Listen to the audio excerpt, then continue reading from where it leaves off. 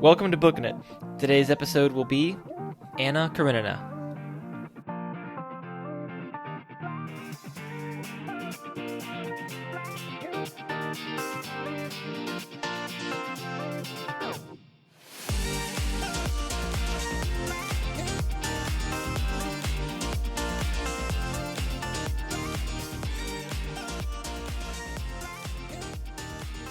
Hey everyone, and welcome back to Booking It. I'm, of course, your eloquent host, Cooper Cobbs, and joining me today is my very good friend, Mr. Tanner Lewis. Howdy, folks. And today we are talking about perhaps the greatest novel ever written. Many would say that. Some would say that. We'll see if we say that today. Crazy. I know. Not crazy. It's actually a pretty good argument there. But anyway, we're going to be talking about our second Russian novel on the podcast, I guess, if you count those War and Peace episodes that Tanner and I did a couple years ago. Except before unlike I those, finished the book. Unlike those, both of us have finished the book this time. So correct. Here we are. Right I am still working on War and Peace, by the way, guys. That was my New Year's resolution. So we are still. How far? We're halfway through. How far? How's that coming? Not halfway through. I'll tell you that. Okay. 1/3. Oh boy. All right. Not bad. Well, hey, progress is progress. I have a lot of long flights in my future. It's true. You do. And so I have a lot of really, really good Audible time coming up. That's true. Who does the reading for War and Peace? I need to check mine. I got one that was different than like the really popular one because I liked this dude's. I don't know. Whenever you get like a really not even the translation, just his voice. Like whenever you get really popular ones like this that are just so big and whatnot, you kind of have a plethora of voices to be able to choose from. It's like who do I want reading this to me? You know? Mm-hmm. Yep. It's not like you have to just do. Oh, I guess it's only these people, right, that are doing this. Like you can go and like read whatever you want. Who did mine though? That's the real question. I don't know. I'm going to look it up. Also, we are both wearing shirts from bands/artists.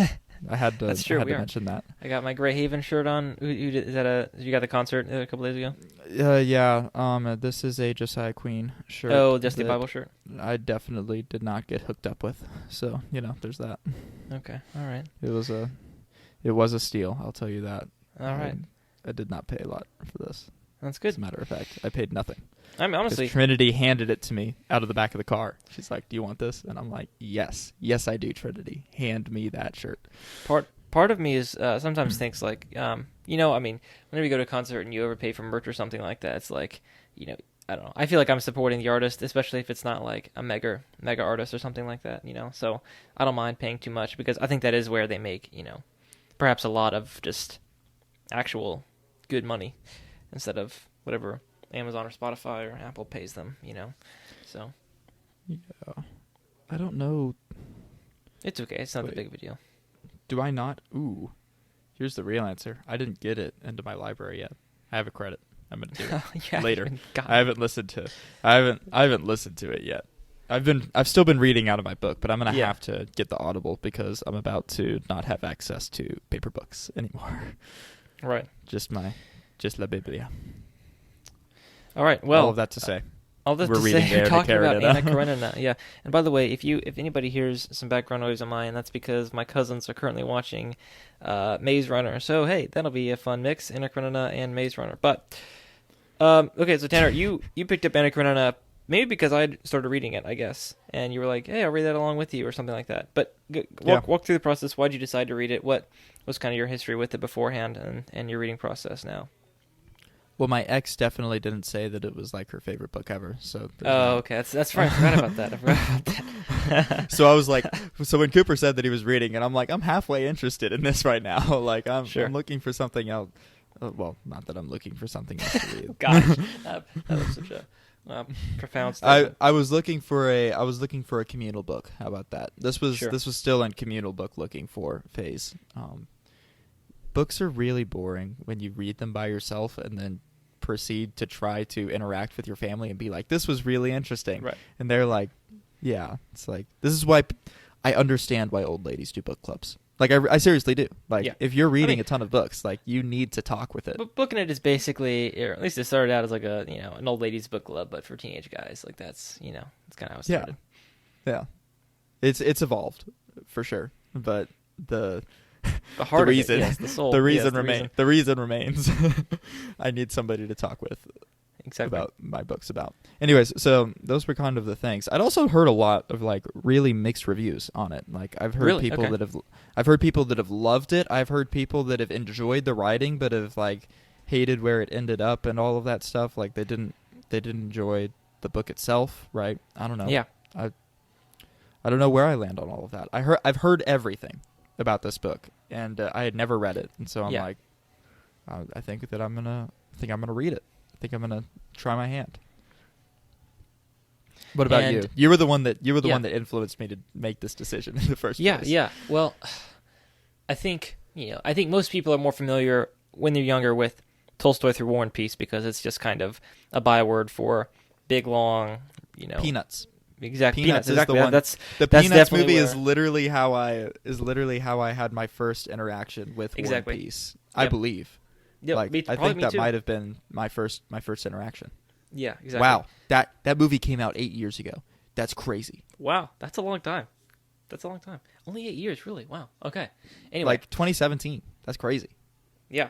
Well, as kind of starting high school, and I mean us doing this podcast, and me kind of, trying to start think more about things that I'm reading and books that I'm reading. Anna Karenina just kind of comes up as like the baseline for, the great classic book, where everybody kind of agrees. Yeah, if you're talking about the greatest novels of all time, like Anna Karenina kind of has to be in that conversation, if not, just the answer. So anyhow, I for the longest time wanted to read it, I guess, and I don't know, never. I guess when you're in school and high school and you're reading these classics anyway, a lot of the time you just kind of want to have a fun read on the side, I suppose. Yeah. So, just never kind of felt like it was the right time. I wanted to read it last summer, before going to college, I think, and then you were telling me that. Yeah, exactly, and then just didn't ever start it early enough. I started it like in August when I was at school, and just didn't, couldn't make it through. So I just kind of paused it, and then beginning of this year, like February, I was like, all right, we're gonna knock this out. So started again, and then eventually made my way all the way through to where I finished it on the plane home from college at the end of the first semester in May. So it took me a lot. I mean, it takes a while to read. It takes a while to read. Yeah. We were really ambitious there at the beginning. We were like, we think we can get this done in a week and a half, 2 weeks. And no, I didn't ever say that. I don't think, but no. I have the text somewhere. I'm gonna pull this up. He did say that he was going to start it and finish it over spring break. That's not true. I was hoping to finish it over spring break, but I was already a couple hundred pages in at that time. But even no, you're right. And then you wanted to finish there's like spring break, but you did not. Yeah, exactly. You did not. I totally failed. Yeah. And so it took me 2 more months to finish. No, you're right. I got to give you that. But it's just kind of one of those books where I have to check this book off. I am excited and need to read this book. So I wanted the Pevier Volkonsky because people seem to like that one, but I hate the cover. But I ended up just buying it anyway. It's like the one with the girl's knees and the flower, and it's just a very weird cover, I guess. But hey, mine is not. Spine is facing. That's true. You have a good cover. But if the spine is facing, and not showing the cover, then it's okay. So. Yeah. No, I have to shout out my paper copy for this book. It was an Oxford edition, and whoever the translator was for this literally went in and added a ton of footnotes, just pages and pages of footnotes that are really insightful and very helpful. Yeah, so helpful. I mean, these Russian novels, like, you can't survive without those notes, and also at the very beginning, the list of characters and all the forms of their name, because you just like, oh yeah, the Russian starts talking about the same character, but you don't realize it's the same character because they have adopted, a different form of their name, either the patronymic or the diminutive, or all those kind of things, and you think you've been following this new character when actually it's the same character you were introduced to on page 1. Anyway, so yeah. These Russian novel publishers just have to be very good about how they help the reader out. No, and Oxford, I just have to shout. Like, I looked at a couple of other versions and I did a little bit of research before buying this because I'm like, which translation do I actually want? You know what I mean? Like this thing can kind of matter sometimes. And as I was looking through them, one of the reviews was like, the Oxford edition saved my read of this book. I actually understand context and innuendo and like bywords and like right metaphors, idioms, like idioms, like for example, thrown under the bus, right? Something that we'd say, they're not meaning that you actually threw them under the bus, right? But this thing was so, I don't know. Hashtag not sponsored, but not sponsored. This free shout this out. was not a paid for ad.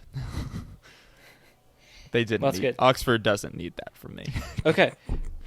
Well, with that out of the way, just kind of background in history. Well, I mean, what did you think about it? Like, did you like it? Did you enjoy it? What were your thoughts? I enjoyed it a lot more than I thought I would. Good. Let's be 100% honest.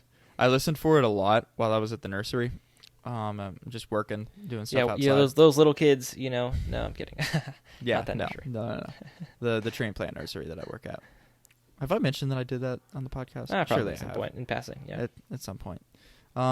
Anyways, working outside, doing stuff. So I walk by certain places in the nursery, and like they're associated with portions of this book that I listened to. Because I'd listened to full chapters and stuff as I was doing one specific task, and so some of those tasks are like really completed. Like I've erected full structures. You know what I mean? And so I'll walk by that structure, and I'll think to myself, that was a really good chapter.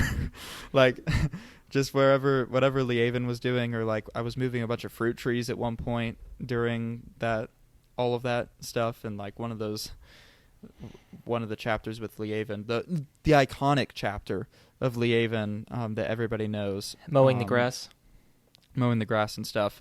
I did that while I was moving the fruit trees, and it's like implanted in my brain of like that's where I was when I did that.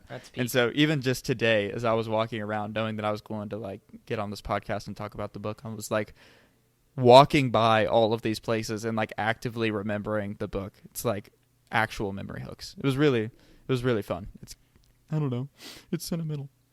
It's kind of sweet. I really enjoyed it though. Like I seriously started off this book, and I'm like, I was pushing through. I'm like, I told Cooper that I'd do this with him. I'm gonna keep doing this. Yeah. Like I'm not gonna back out immediately, right? People said that this is good. It's one of the greatest books of all time. Have to keep pushing forward. And then all of a sudden, like book 2 or whatever, like we start getting into the meat and bones of like Leaven's situation and all of that, and like I don't know, Leaven was the best part of this book. He's the best. Let's just be honest. He's the best. I could have done without all of the other story just to have all of the Leaven. You texted me at one point. You were like, "This book is called Anna Karenina, but like, why am I more in love and excited to read Levin's storyline than I am Anna's storyline?" Yes, correct. Like I enjoyed it so much more. Like every part of it, like from the beginning to the end, just loved Leaven's storyline. It was. I would probably, when I go back and reread this book, which will happen at some point, I'm going to selectively read all of Leaven's parts. Do you think that? Why do you think you like Levin's storyline so much? Is it you can just relate to his like internal struggles about this girl that he likes and him being a fool or whatever, or is it the physical labor and the love for the land and the people? Like what kind of drew you to this storyline? I don't know. He feels like me. How about that?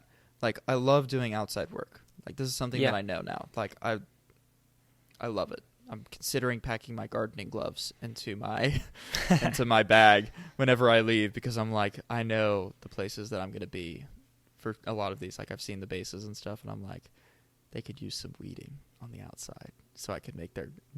And I'm like, I'm getting excited about it, and I'm thinking to myself, what am I going to do there? How am I going to prune the just from the pictures that I have from all of the bases and stuff. And I'm like, I think that, I think I'm going to pack my gardening gloves.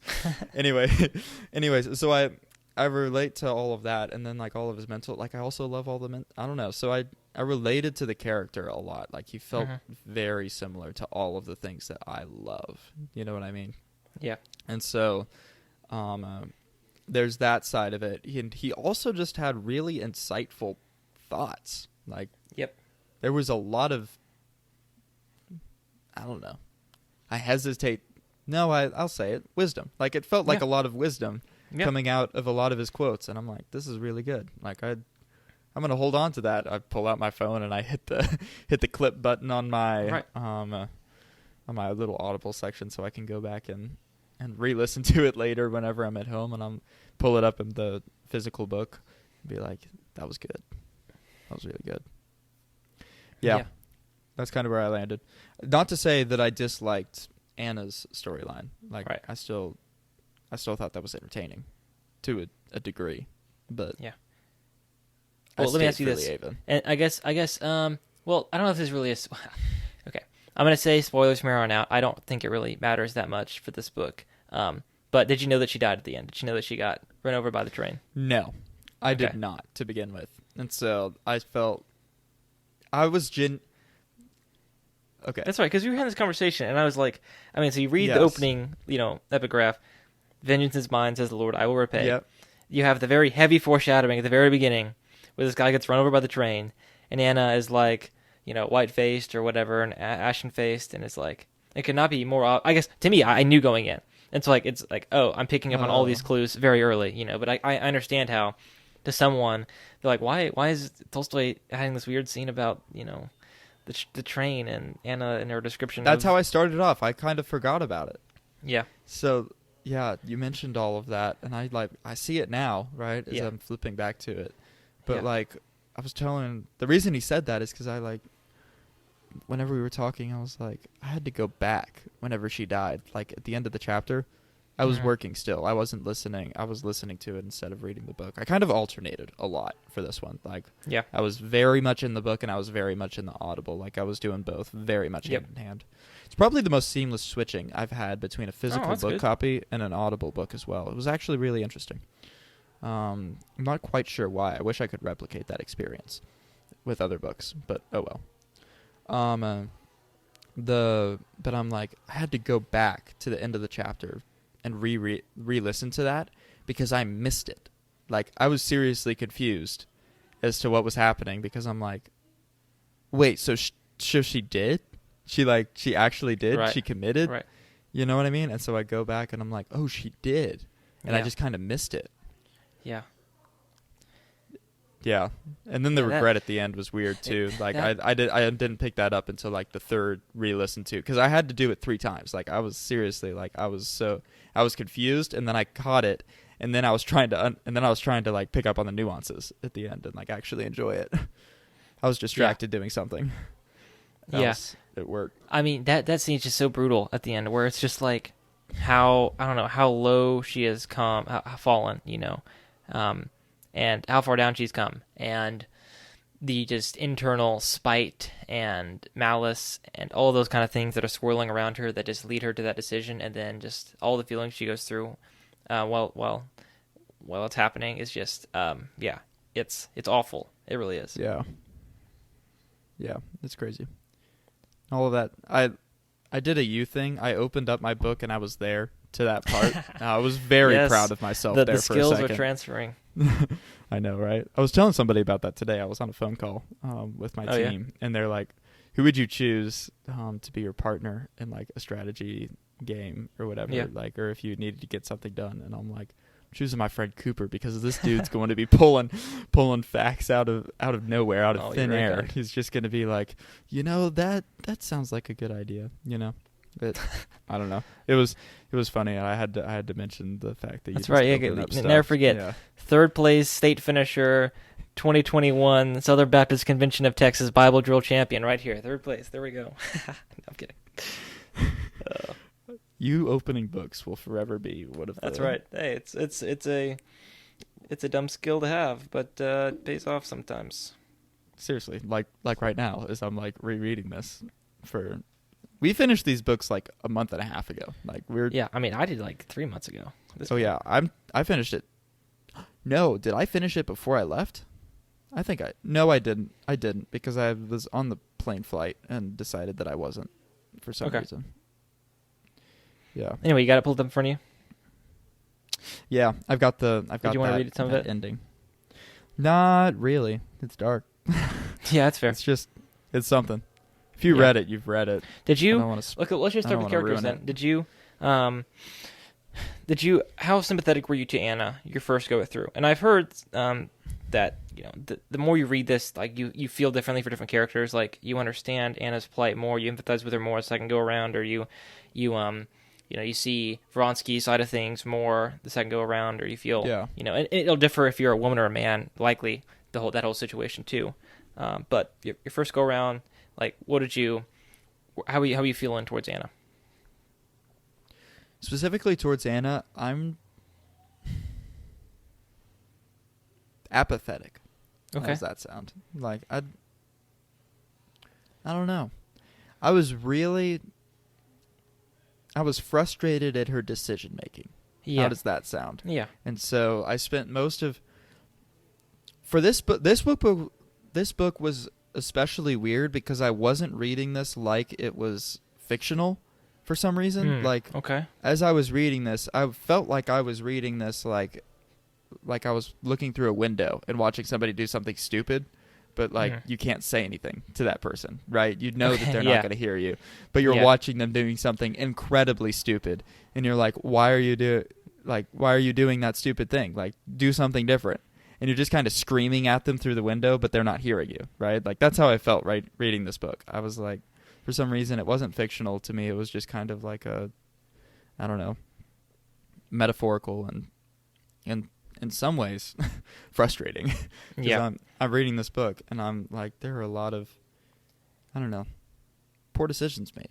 That's the best way to describe this. the most here's really where I can embody this the most, and like the most frustrating part of this entire book for me was when Count Karenina. What? Yeah, Vronsky. The dude. No, Vronsky's her. Yeah. Karenin. Yeah. Yeah. Alexei. Yeah. Alexandrovich. He whenever she was dying, not the end part, the middle part. Yep. Whenever she's dying from childbirth, she gets sick, and whatnot, she gets really, really sick. That whenever she shuns him, that was like the peak of like my frustration. And like this is horrible decision making. Like you are not now you're just in outright like stupidity. Like you've been given all of these chances to come back, and now he's beginning to change, and you just decide no. Like, you simply decide no. Like, he no longer shows any of the things that made you upset with him in the first place. And now you just want to be in outright rebellion. You know what I mean? Yep. And so you can no more have even a morsel of a legitimate excuse, that he didn't care for you or is loveless or just, all these kind of things. Which were all irrelevant anyways, right? They don't justify an immoral action. They don't justify. Yeah, that's it. None of that was justifiable. But now any shred of excuse that you had out of that has been violently torn away from you, right? Like to the point where it's making other people very uncomfortable that he's that forgiving, right? You know what I mean? And that your excuse is so pitiful that they can't take the dude who's forgiving you seriously, right? I don't know. So I look at Anna as more of a cautionary tale more than I do a character that I can relate to or feel emotion towards, or I don't know. Not that. Yeah, I don't know. It's just I didn't really empathize with her a ton. I spent most of it feeling like I was looking through a window, being like, please don't jump. Just don't jump. Yeah. It's so stupid. So you were mostly frustrated towards Anna. So were you sympathetic towards Karenina, Alexei a bit more? Yeah. Towards obviously in the second half, with especially like that little middle portion with all of that, when all that went down. Yes, very much so. Yeah. I did feel I could empathize with Vronsky at some points. Like, I don't know that I felt as upset as I did at Anna as I did with him, just because like I don't know. He just wasn't as stupid.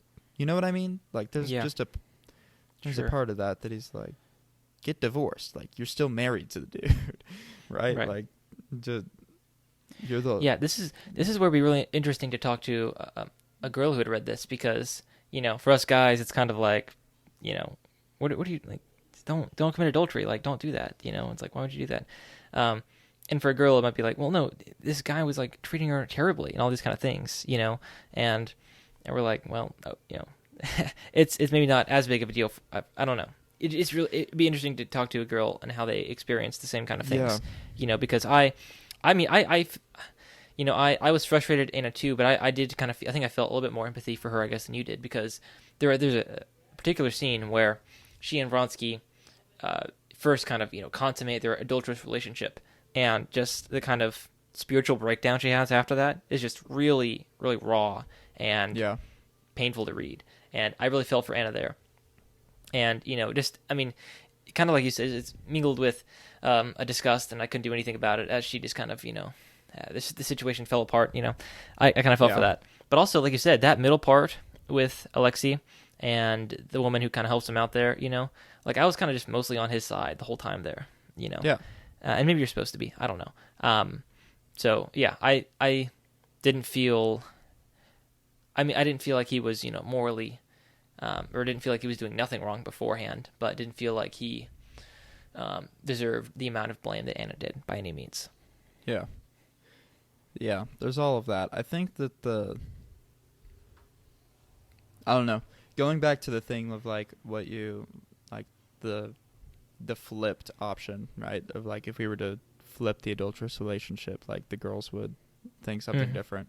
I'm thinking about the relationship that Steva had at the very beginning of the book as well. And I just think it's, like, it's the same thing. You know what I mean? Like, I see what you mean.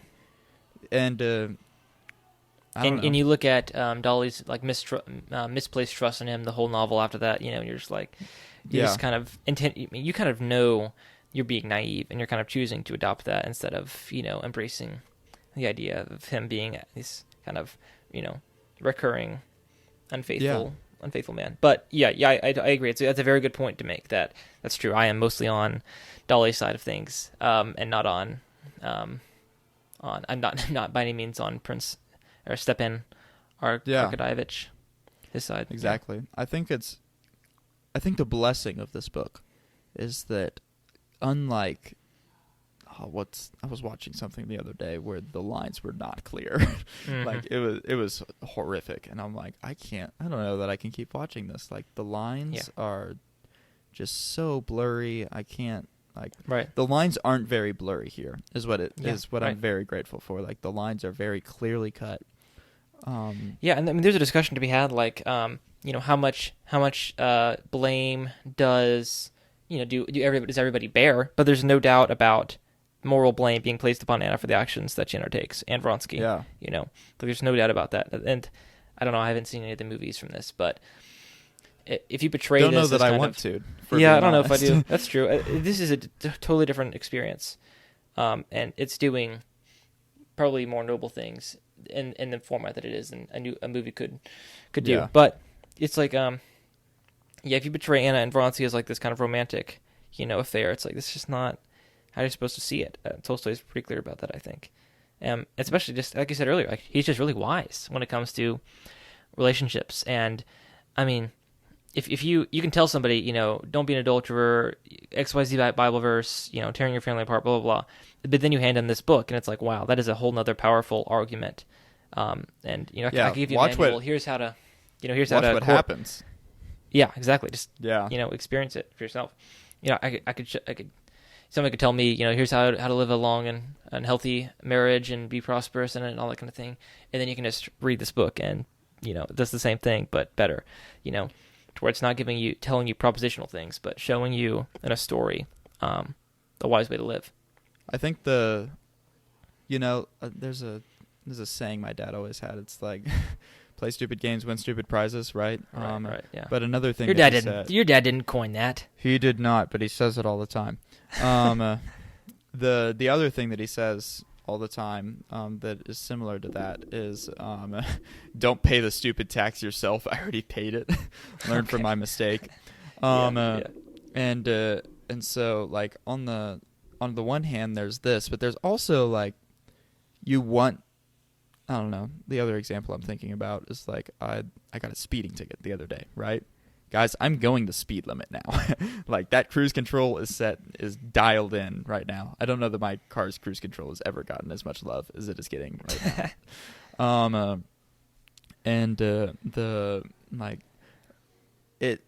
Whenever you see the difference, right, the opposite, like it makes a difference, right? Even in this book gives you if you read it and you read it correctly, it gives you a feel, like it makes you feel what the stupidity would be like if you did it yourself, right? Like it's the ticket in the speeding situation, not the getting a ticket really sucks and you're like, I'm late, I'm going 85.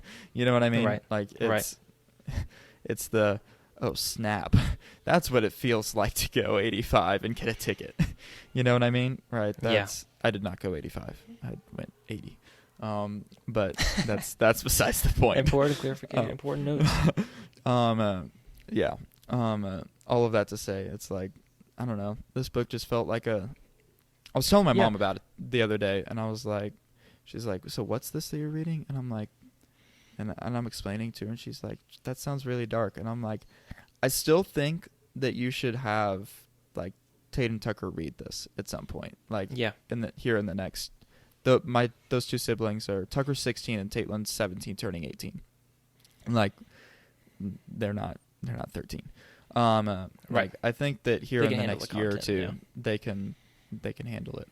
And I'm like, I think that they need to read this. Like I think that there's a lot of you feel this. You know what I mean? Like there's a part of it that like you can see it on the outside of people around you here in the real world, and you can hear people talk about it and say how it like that's all really valuable on one hand. But then also in the other hand, there's the fact of like this lets you feel that. It lets you see that and like, do you want this? Like this is what you're talking about whenever you say that you think that whenever you feel that you want that. Like this is what that actually feels like. It's not all rainbows and roses and puppy dogs. Right.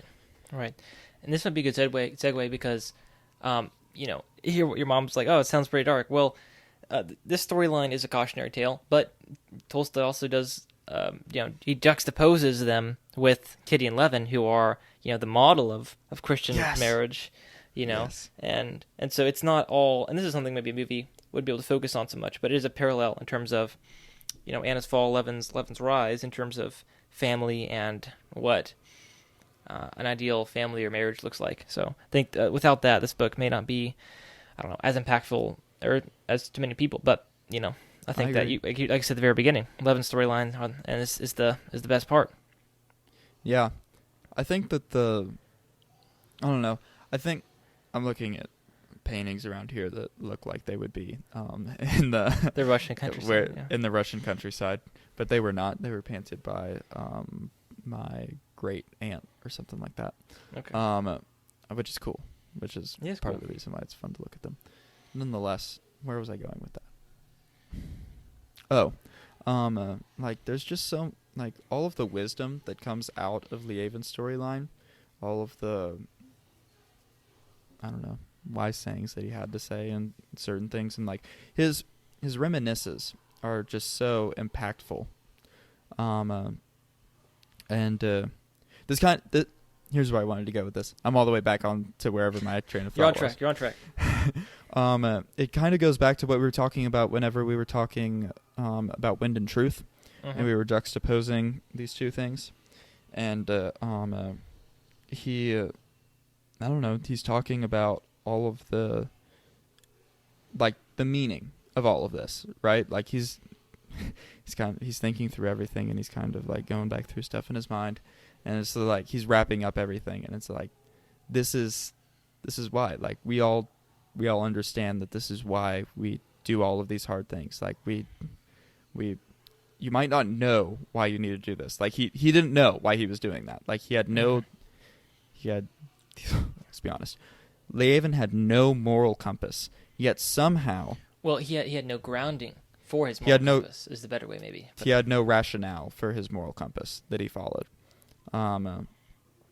But yet, he followed it. And this is how it turned out. And it was very different from the person who ignored it and the wisdom of friends and family members and etc. Yeah, I think that's very true.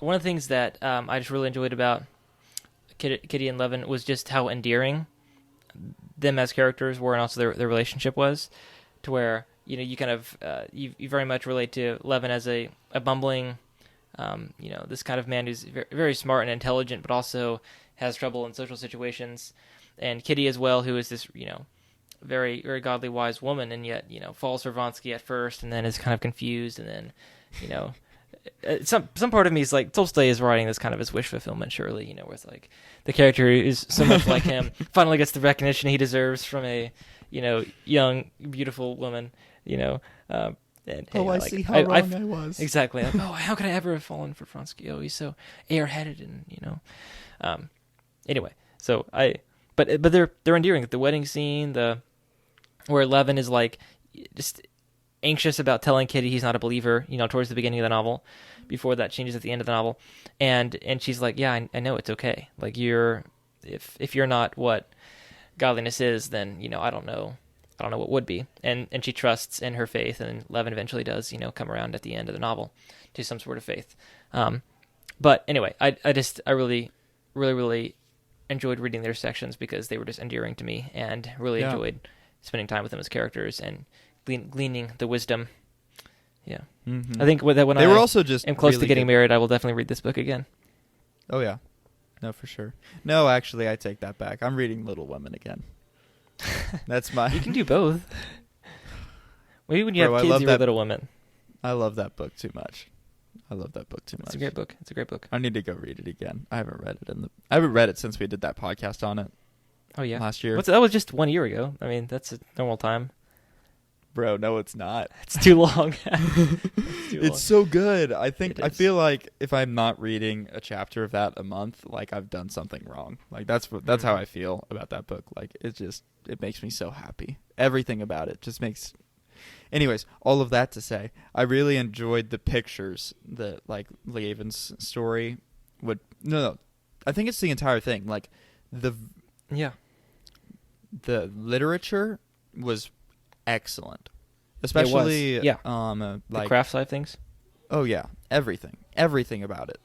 And part of that is the translations that I was listening to, and part of that was just the genius of Tolstoy as he's crafting these scenes.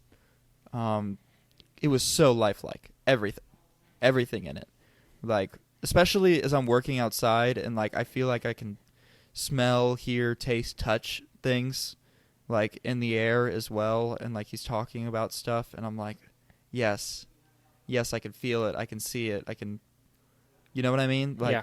Tolstoy has this very interesting, I noticed this when I was reading it, like interesting dynamic of both seeing and then seeing and telling you and then also showing you. So he, like, there are whole paragraphs so he's just telling you about the character, but like he is so good at telling you, even when he's telling and not showing, like you get the picture, like, and I mean that like so fast that you don't begrudge him telling you things. You're like, oh, I know who that character is, just by him telling you. And then from there he proceeds to just show you and give you concrete instantiations of that character, concrete scenery and scenes, and internal dialogue and lots of internal thoughts and motivations and all that. It's a very interesting mix of how he constructs his ambiance and scenes, but they're all super compelling. Oh yeah, all of them. Like, I'm thinking of everything from the cards table to Leavin's study to even the place like where the icons are and things like that. Yeah. Yep. And like the places in, like, I'm thinking, like, I know I've been in some of the regions even the carriage that, where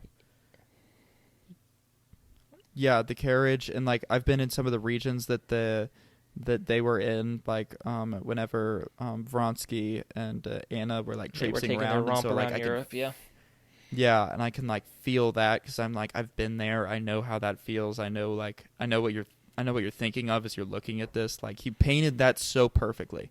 Like, everything about that was, like, none of it felt fake, or, like, all of it was just so natural and so real. Like, you pick out the book and you start reading through, and you're like, wow, those pictures are just beautiful. Like, I wish somebody would just go through and just paint everything that they read. Yeah. In one of this. Not me.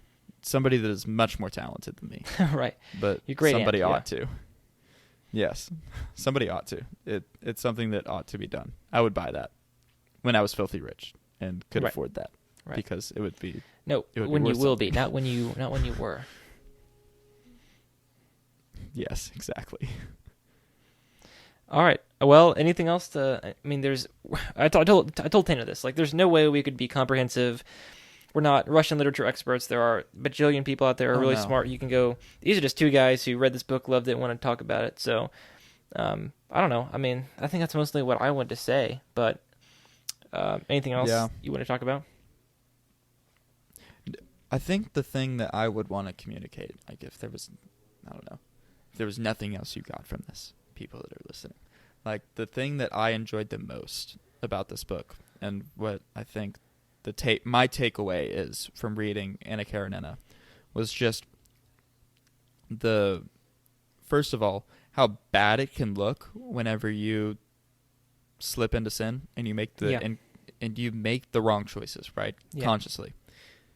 And second of all, how beautiful it can look if you push forward. Yeah. Through all of the hardness and through all of that. Like, how beautiful it can look, right? Because we open this up and I'm like, I love Lieven's story. Like, it's because it's beautiful, right? Like, right. That can be your story too. And so I think that there's all of that was like my biggest takeaway from this book, as well as it's just a beautiful story. Like, it is. And the only after talking about all the scenery stuff can I, like, remember that fully. I'm like, oh yeah. Yeah, it sticks with you. It does. It really does. It is gorgeous. Like, I'm picking up this book right now and I'm, like, feeling the texture of the page and stuff, and I'm like, I am going to remember that this is what this book feels like, because I'm going to come back and read this someday and enjoy this again. Yeah, and hey, if you haven't read it before, don't be... Oh, sorry, go ahead. Knowing what happens in the end now. Yeah, right. So I can't... So Eyes I won't unclouded, be surprised. Exactly. I was going to say, don't be scared of this book if you haven't read it before. It's actually pretty readable and pretty understandable. It may be slow for you at some points, and it's very long, but it's not hard to understand or pick up. And so even with all the characters and stuff, just use the chart at the beginning, and it shouldn't be that hard. I think he's easier than Dostoevsky. I've only read Crime and Punishment, but this is definitely an easier read than Crime and Punishment would be, and probably The Brothers Karamazov as well. So I think that this is a very good entry point into Russian novels. Not that I'm an expert, but based on my limited experience. So don't be afraid to pick it up. You've read more than me, I'll tell you that. I think that I really enjoyed this book. I think that it is a must read for a young adult. Yeah, is where I think. Yep. I think this lands. There are those books that are like, you kind of, like, as a human, you probably need to read this book, and this is one of them. I think this is one of them. I think that there is a lot to glean from this, and I think that everybody is going to glean something very different from this experience. And we will, depending on what time we read them and what stage of life we're at. I 100% agree. And I think that the beauty of the book, like the beautiful pieces of it, stick with you a lot longer than the horrible pieces do. Yeah, right. It doesn't just leave you empty at the end. Like, it leaves you... Yes. I mean, Anna's death, I was surprised at how much is left after Anna's death. And some of the best parts with Levin. Oh, yeah. Absolutely. And, yeah, absolutely. As I said, I really enjoyed this book a lot more than I thought I was going to. Like, yeah. I seriously... It has reinvigorated me for War and Peace, because War and Peace still hasn't picked up for me. And so I'm like, if it's going to get this good, I'm going to have to keep going. Because it got good there towards the end. Like, it was it was redemptive. Like, yeah, definitely. The main character might have had a horrible ending, but it was redemptive in the end. No, 100%. And so I think that kind of wraps up my thoughts on this book. Yeah. Because I'm not a Russian go read it. literature Yeah, right, expert. right. I am an expert, and deciding what books you should read, and so you should read this book. That is definitely something you should do, and you'll be the wiser and the better for it, undoubtedly. So please pick it up, please. Absolutely. Okay, well, I guess we should do some donor shout-outs. If you want a donor shout-out, go to patreon.com/bookinit. Support us. $5 or more a month get you the shout-out. So thank you to Nana, Van Pepe and Wayla, Keenan, Will, and Mrs. Jenny, my mom. Yay. So thank you to those who support us, who continue to make this work possible. And hope you guys are having a wonderful summer. And Tanner and I are both heading off to our basically year-long activities, me to college and Tanner off on his mission trip. So maybe later we'll talk about that with Tanner before he heads off and stuff. But yeah, he'll be bringing a microphone apparently, so we can do a podcast for the mission trip that organization he's working for. But we still need to figure out how that works into my packing. As a we have side not effect, tried that yet. Yeah, okay. Well, the good thing is, if he does bring it as a side effect, he'll be able to record microphone quality podcasts with us, so that'll be good. Yeah. Yes. They won't be as nice as my quality studio here, but... Oh, yeah, definitely not. They might. Podcasting is built for that. It's built for people on the go. So, correct. Listening or recording, thankfully. Yep. Okay. Well, thanks for listening, guys. 5-star rating review would really help us out. Share with your friends. But above all, read this book. You'll thank us for it in the afterlife. So, anyway, until next time. Keep on booking it.